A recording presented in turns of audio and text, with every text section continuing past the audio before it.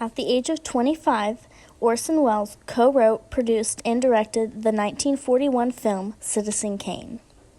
The cinematographer for Citizen Kane is Gregg Toland. As your dictionary states, he was the man who gave Citizen Kane its haunting, distinctive look.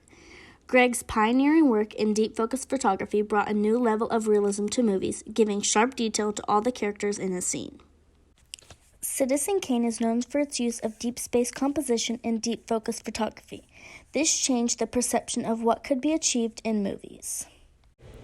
As defined in Dave Monahan and Richard Barsam's Looking at Movies, deep focus cinematography is the process of rendering the figures on all planes, background, middle ground, and foreground, of a deep space composition in focus. Also defined in Dave Monahan and Richard Barsam's Looking at Movies, deep space composition is defined as an approach to composition within the frame that places significant visual and narrative information on two or more of the three planes of depth, foreground, middle ground, and background, in such a way that not only emphasizes depth, but also conveys information, mood, and meaning. Deep space composition is often, though not always, shot within deep focus cinematography. Here's our first example of deep space composition. Bill and leaves worthless stock behind. That property is just as much my property as anybody's, now that it's valuable. And if Fred Graves had any idea all this was going to happen, he'd have made out those certificates in both our names. However, they were made out in Mrs. Kane's name. He owed the money for the board to the both of us. The bank's decision on all matters I concerning... don't hold with signing my boy away to any banker's guardian. I want you to just stop because... all this nonsense, The bank's Jim. decision on all matters concerning his education, his places of residence, and similar subjects is to be The final. idea of a bank being the guardian. I want you to stop all this nonsense, Jim. We will assume full management of the Colorado load, which I repeat, Mrs. Kane, you are the sole owner. This scene shows Kane's lack of power of his own life because his mom is signing papers having control over him to Thatcher without Kane's permission as a young boy. The scene shows his parents in the closest frame, while Kane is in the farthest frame, showing that he is isolated from his family and the decisions they made. Not only does it literally isolate him, it also figuratively isolates him.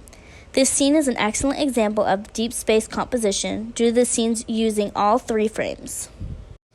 Here is the second example of deep space composition.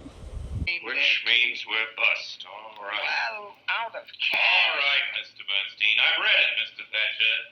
Let me sign it. I'll go home. Too old to call me Mr. Thatcher, Charles. You're too old to be called anything else. You were always too old.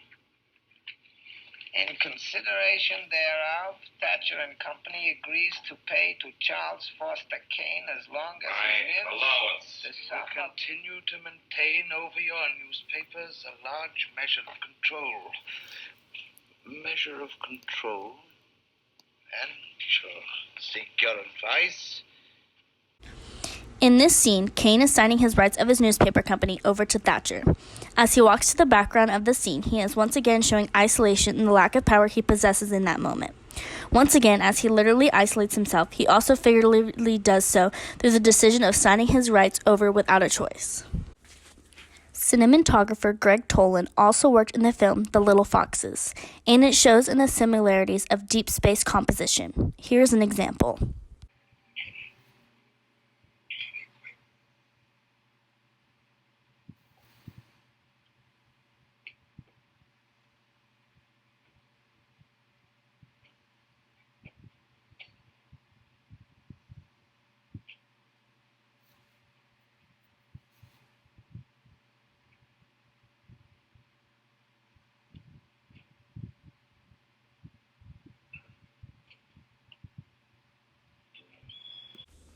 In this scene, Gregg is using space and planes to distance the actors from one another, but allows the audience to specifically focus on Regina's face and watch her think whether to help her husband or not. As David Borwalk blog states, several shots place the foreground very close to the camera. As a result, we are getting looming faces or objects in the front plane, and we still see well-focused dramatic events behind. End quote.